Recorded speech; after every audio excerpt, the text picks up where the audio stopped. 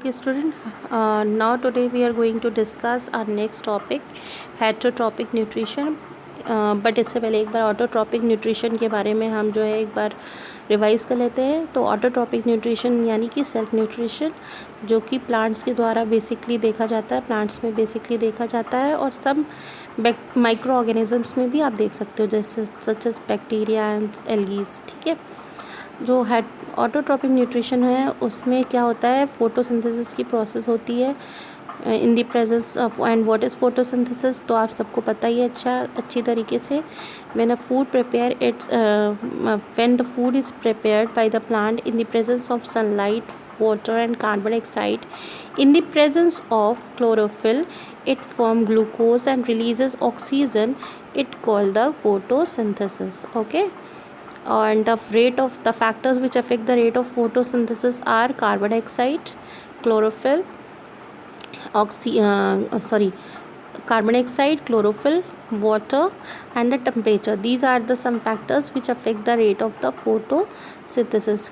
Now the function of chlorophyll, the chlorophyll is used to harvest the sunlight energy. Water is splits into the inorganic material, hydrogen ions and oxygen ions, and it change into the complex form, that is the starch. Okay, so this is all about the photosynthesis.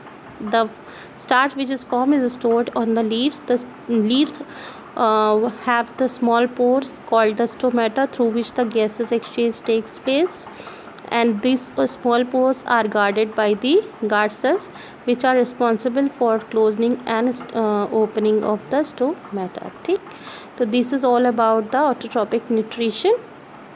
Now today we are going to discuss about the heterotrophic nutrition. It is just opposite of the autotrophic nutrition, because in heterotrophic nutrition what happens, the organism depend on others for the food. ठीक, जो organism होता है वो दूसरे organisms पे अपने food के लिए डिपेंड करता है।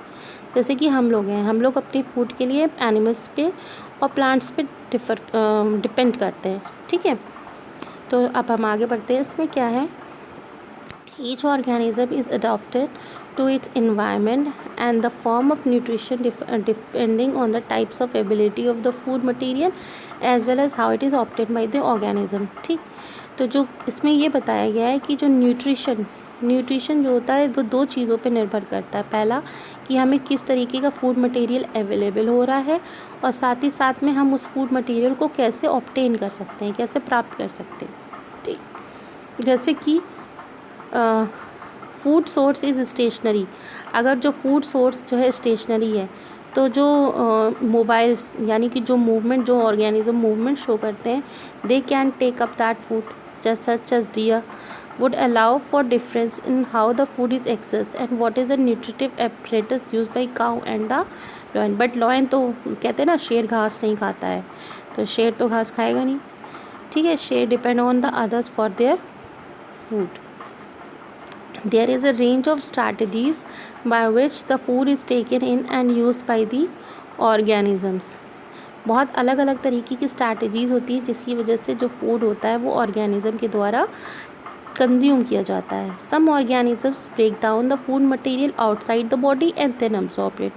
कुछ ऑर्गेनिजम्स ऐसे होते हैं कि जो फूड मटेरियल को बाहर जो है ब्रेक करते हैं, उसके बाद उसको एब्जॉर्ब कर लेते हैं, जैसे कि ब्रेड माउल्स, ईस्ट, मशरूम्स. ठीक, other take in whole material and break it down inside their bodies. कुछ जो है उसको अंदर ले लेते हैं और उसको अंदर डाइजेस्ट करते हैं, कॉम्प्लेक्स फॉर्म ऑफ फूड को डाइजेस्ट करते हैं, सिंपलर फॉर्म में चेंज करते हैं, देन उसकी न्यूट्रिटिव वैल्यू लेते हैं, जैसे कि हम लोग.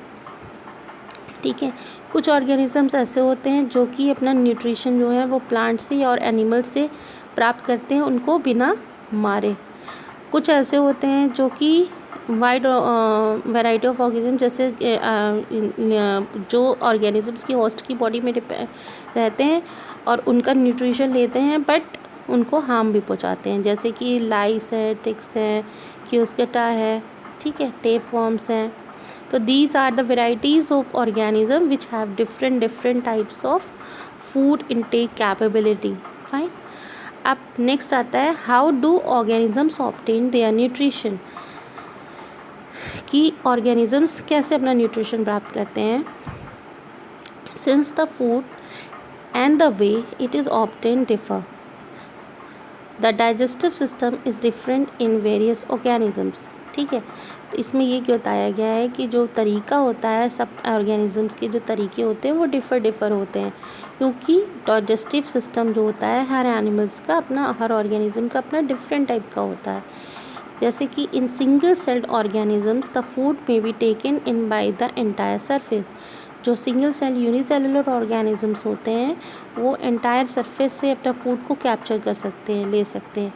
But as the complexity of the organism increases different parts become specialise to perform different function. पर जैसे जैसे यूनिसेलुलर मल्टी सेलुलर में चेंज हो जाते हैं, यानी कॉम्प्लेक्सिटी इंक्रीज़ होती जाती है, तो जो सेल्स होते हैं वो अपने आप को डिफ्रेंशिएट कर देते हैं, यानी विभाजित कर लेते हैं स्पेसिफिक फंक्शन के लिए. तो जो स्पेसिफिक फंक्शंस की जो सेल्स होते हैं वही फूड इनटेक में हेल्प करते हैं. अब एग्जांपल देख लीजिए अमीबा. देखिए ये बहुत ही इंपॉर्टेंट है, न्यूट्रिशन इन अमीबा. आप देख सकते हो पहली पिक्चर में, इसको मैं थोड़ा बड़ा कर देती हूँ. यस, हाँ, आप पहली पिक्चर में देख सकते हो this is the structure of amoeba. Pseudopodia or false feet are there. This is the pseudopodia I am showing you. These the structure are called the pseudopodia. Okay, so these are the pseudopodias. And what happened, and this is the food particle. When the food particles comes in the contact of the pseudopodia or amoeba, the pseudopodia start capturing the food particle. देख रहे हैं, इसको engulf करने की कोशिश कर रहा है. फाइन. फिर then after it takes up the entire food particle into its body, उसको डाइजेस्ट करेगा और फिर इसी तरीके से स्मॉल पोर्स के थ्रू जो है उनको निकाल देगा. ठीक, आई होप आपको क्लियर हुआ है ये. Okay.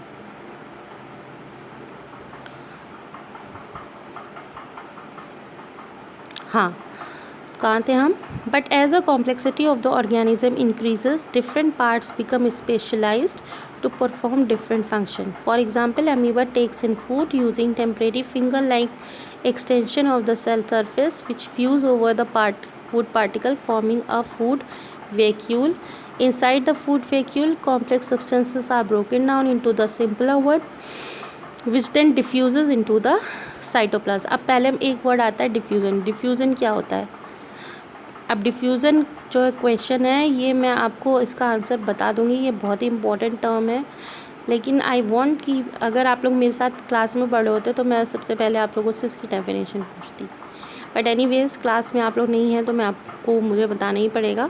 Diffusion is the process या it's the process in which the movement of molecules takes place from the higher concentration to the lower concentration. Higher concentration से लोअर कॉन्सेंट्रेशन की तरफ जब molecules आते हैं to make an equal balance को equal करने के लिए, तो उस कंडीशन को हम क्या कहते हैं, उस प्रोसेस को हम क्या कहते हैं, डिफ्यूज़न. ओके, चलो आगे बढ़ते हैं. Inside the food vacuole complex substances are broken down into the simpler one which then diffuses into the cytoplasm. The remaining undigested material is moved to the surface of the cell and thrown out. ठीक. In paramecium, which is also a unicellular organism, the cell has definite shape and the food is taken in at the specific spot. जो paramecium है उसका structure देखा होगा ना, slipper like structure होता है और उसमें सीलियाज होते हैं. ठीक, तो उनका ये जो उनका भी एक डेफिनेट स्ट्रक्चर होता है, एक डेफिनेट स्पॉट होता है जहाँ से वो लोग फूड जो है वो इनगल्फ करते हैं. फिर नेक्स्ट आता है nutrition in human beings. It is a very very important topic, nutrition in human beings. देखो, एक अगर मैं इंट्रो दूँ तो न्यूट्रिशन जो होता है ह्यूमन बीइंग्स का जो होता है वो माउथ में ही स्टार्ट हो जाता है, पेट में नहीं होता, माउथ से ही, टीथ से ही स्टार्ट हो जाता है. तो पहला अगर देखा जाए तो टंग और टीथ ये इन्हीं से बेसिक चीज़ें होती हैं. तो आपको हमेशा ध्यान रखना चाहिए, जैसे ही खाना हम मुंह के अंदर डालते हैं तो क्या होता है, जो हमारी जो टंग होती है उसमें सलाइवा होता है. टंग जो है वो सलाइवा को फूड के साथ अच्छी तरीके से मिक्स कर देती है. उससे क्या होता है, खाना थोड़ा सा फ्लेक्सिबल हो जाता है। और साथ ही साथ सलाइवा में एक एंजाइम प्रेजेंट होता है पेटेलिन, वो उसमें मिल जाता है जो कि खाने में मौजूद स्टार्च को जो कार्बोहाइड्रेट है उसको स्टार्च में चेंज करता है। ठीक, इसके बाद जो हमारे 4 तरीके के दांत होते हैं, कौन कौन से होते हैं, आई होप आपको पता होंगे, ये आप मुझे बताएंगे। ठीक है, मैं ये क्वेश्चन आपको दूंगी वर्कशीट पे, आई विल सी कि किन किन को आता है। ठीक, तो ये हमारे 4 टाइप्स के दांत होते हैं, टीथ होते हैं, जो कि हमें खाने को ब्रेक करने में हेल्प करते हैं। और ब्रेक करने में हेल्प करने के बाद में फूड पाइप के थ्रू हमारे स्टमक में मिलते हैं। फिर स्टमक में जो है वेरियस टाइप्स ऑफ एंजाइम्स होते हैं जो कि पैनक्रियाज से सिक्रीट होते हैं, बाइल जूस सिक्रीट होता है जो कि हमारे डिफरेंट फूड के कंपोनेंट्स को यानी न्यूट्रिएंट्स को डाइजेस्ट करने में हेल्प करता है। फिर फूड जो होता है वो स्मॉल इंटेस्टाइन में जाता है, वहाँ पे भी फूड में एब्जॉर्प्शन होता है। फिर लार्ज इंटेस्टाइन में जाता है जहाँ पे वाटर और सॉल्ट्स का एब्जॉर्प्शन होता है। फिर then it is ingested through the anus के थ्रू वो बाहर निकल आता है। तो this is the whole process of the digestion, जो मैंने आपको एक समरी टाइप की बताई है। अब हम इसको डिटेल में पढ़ते हैं कि डाइजेशन की जो प्रोसेस है वो कैसे स्टार्ट होती है। तो let's start it. The alimentary canal is basically a long tube extending from the mouth to the anus। Alimentary canal होती है एक ट्यूब टाइप का स्ट्रक्चर, ये कैनल को मतलब कहते हैं गुफा टाइप का स्ट्रक्चर होता है। एक लॉन्ग ट्यूब होती है जो कि माउथ से लेके कहाँ तक जाती है, एनस तक जाती है। In figure 6.6 we can see that the tube has different parts and various regions are specialised to perform different function. What happens to the food once it enters our body? We shall discuss this process here. तो you all can see the structure। पहले हम structure एक बार देख लेते हैं अच्छी तरीके से। This is the human digestive system। आप देख सकते हो digestion start from the tongues. First digestion tongue से स्टार्ट होता है, फिर माउथ में जाता है। दिस इज़ द ईसोफिगस, मैंने आपको बताया था ना कि ईसोफिगस से खाना फिर यहाँ हमारे स्टमक में आता है। स्टमक में आने के बाद में हमारे ये आप देख लो ना बाइल डक्ट है, ये बाइल डक्ट क्या होता है, ये जूस से सिक्रीट करते हैं, पैनक्रियाज जूस से सिक्रीट करते हैं जो कि स्टमक में मौजूद जो भी हमारा फूड आइटम होता है उसको डाइजेस्ट करता है। फिर आप देख सकते हो कि ये जो ये है वो जो है वो सीधे इंटेस्टाइन पे आता है, स्मॉल इंटेस्टाइन पे। यहाँ स्मॉल इंटेस्टाइन में विलाई करके फिंगर लाइक प्रोजेक्शंस होती हैं जो जिनसे कि ब्लड कैपिलरीज अटैच्ड होती हैं। उन ब्लड कैपिलरीज में न्यूट्रिएंट्स जो भी होते हैं वो डिज़ोल्व होकर चले जाते हैं और जो अनडाइजेस्टेड पार्ट होता है वो फिर कहाँ आता है लार्ज इंटेस्टाइन पे। फिर लार्ज इंटेस्टाइन में अगेन वाटर और सॉल्ट का रिटेंशन होता है और फूड जो है वो एनस के through it is thrown out. तो this is the whole digestive system. ठीक, अब हम इसको पढ़ते हैं एक बार। We eat various types of food which has to pass through the same digestive tract.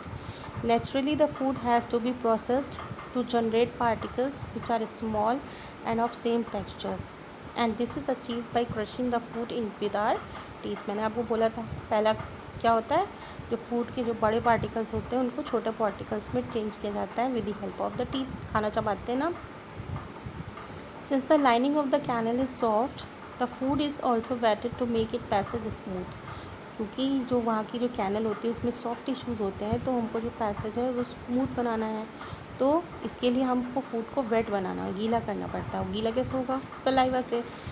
When we eat something we like our mouth waters. This is actually not only water but a fluid called saliva secreted by the salivary glands। Another aspect of the food we ingest to its complex nature। If it is to be absorbed from the alimentary canal, it has to be broken down into the small molecules। तो ये जो बिगर molecules हम खाते हैं उनको हमें smaller molecules में तोड़ना है और यही एक डाइजेशन की प्रोसेस है। ठीक है, और ये सारी किस तरह प्रोसेस में हमारी हेल्प कौन करता है, बायोलॉजिकल कैटलिस्ट। और बायोलॉजिकल कैटलिस्ट को हम क्या कहते हैं, enzymes. Okay, biological catalysts are also known as the enzymes. हाँ, तो आगे देखते हैं क्या है. हाँ, the saliva contain an enzyme called salivary amylase that breaks down starch which is a complex molecule to give sugar. तो जो saliva होता है उसमें salivary amylase present होता है. मैंने आपको पेटेलिन बताया था. पेटेलिन एंड salivary amylase enzymes होते हैं जो स्टार्च को किस में ब्रेक करते हैं, जो स्टार्च को जो है कॉम्प्लेक्स मॉलिक्यूल को शुगर में चेंज करते हैं. देखो, कॉम्प्लेक्स फॉर्म है स्टार्च और सिंपलर फॉर्म है शुगर और का ग्लूकोज. ठीक. The food is mix thoroughly with this saliva and moved around the mouth while chewing by the muscular tongue. It is necessary to move the food in a regulated manner along the digestive tube so that it can be processed properly in each part. The lining of the canal has muscles that contract rhythmically in order to push the food forward. देखो क्या होती है, जो elementary canals की जो muscles होती हैं वो क्या करती हैं, कॉन्ट्रैक्ट होती हैं. कॉन्ट्रैक्ट होने से क्या होता है, पिचकती हैं, फिर फूलती हैं, पिचकती फूलती हैं, तो इससे खाना जो होता है वो नीचे चलता जाता है, पुश होता रहता है. This peristaltic movement occur all along the gut. ये पूरे गट में, पूरे टाइम में यही चलता है, कॉन्ट्रैक्शन चलता रहता है. From the mouth, the food is taken into the stomach through the food file called the esophagus. The stomach is large organ which expands when food enters it. ठीक है, जब किसी चीज़ में खाना आएगा तो ऑब्वियसली थैली फूल जाएगी ना, तो थैली होती है, थैली में खाना आ गया. ठीक. The muscular wall of the stomach help in mixing the food thoroughly with the digestive juices. अब क्या होता है, जो खाना होता है उसमें डाइजेस्टिव जूसेस जो होते हैं वो मिक्स हो जाते हैं. These digestion functions are taken care by the gastric glands present in the wall of the stomach. और ये कहाँ से जूसेस सीक्रेट होते हैं, गैस्ट्रिक ग्लैंड्स होते हैं. अच्छा हाँ, एक और इम्पॉर्टेंट बात कि इसमें हाइड्रोक्लोरिक एसिड भी होता है. आपको कभी ऐसा लगता है जब आप स्पाइसी खाना खाते हो तो एसिडिटी फॉर्म हो जाती है, फिर आप इनो पी लेते हो. इनो क्या है, बेस है. एसिड और बेस जब आपस में रिएक्ट करते हैं तो क्या बनाते हैं, सॉल्ट एंड वाटर. तो आपका जो एसिड होता है वो न्यूट्रलाइज हो जाता है जब आप इनो पीते हो. तो ये एसिड कहाँ से आता है, ये हाइड्रोक्लोरिक एसिड होता है जो हमारी बॉडी में बनता है, स्टमक में बेसिकली बनता है. और इसका मेन फंक्शन क्या है, खाना हम खा रहे हैं ना, खाना जो हम खा रहे हैं उसमें माइक्रो ऑर्गेनिजम्स भी होंगे. तो माइक्रो ऑर्गेनिजम्स को किल करने के लिए ये जो HCl होता है ये जनरेट होता है. ये माइक्रो ऑर्गेनिज्म जो भी खाने में प्रेजेंट होते हैं, बाहर से हम लेके आ रहे हैं, उनको क्या करता है, ये किल कर देता है. देखिए कितना बढ़िया सिस्टम है अपनी बॉडी का, है ना. The hydrochloric acid create an acidic medium which facilitate the exchange of enzyme pepsin. और हाँ, और एंजाइम पेप्सिन के लिए भी ये हेल्प करता है. देखो इसमें अलग दूसरा फंक्शन पूछा गया है एसिड का, और जो मैंने बताया. ठीक.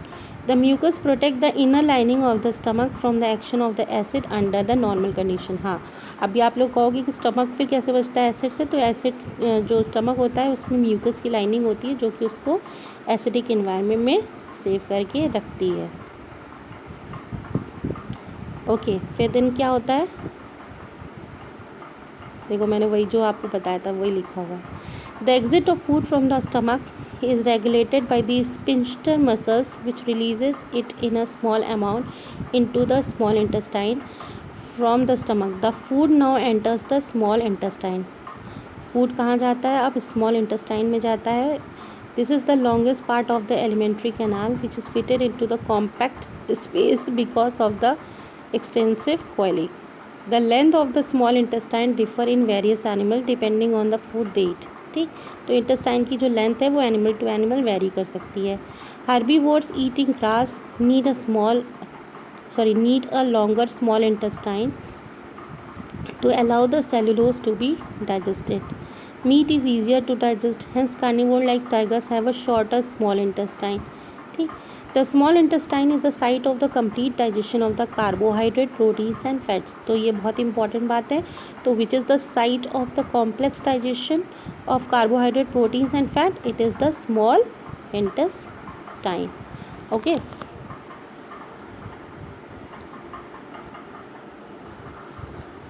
देखो मेरी बैटरी खत्म हो रही है फ़ोन की. Herbivores eating grass need a small intestine is allowed to cellulose to be digested. Meat is easier to digest, hence carnivores have the small intestine. The small intestine is the site of the complete digestion of the carbohydrates, proteins and fat. It receives the secretion of the liver and pancreas for this purpose.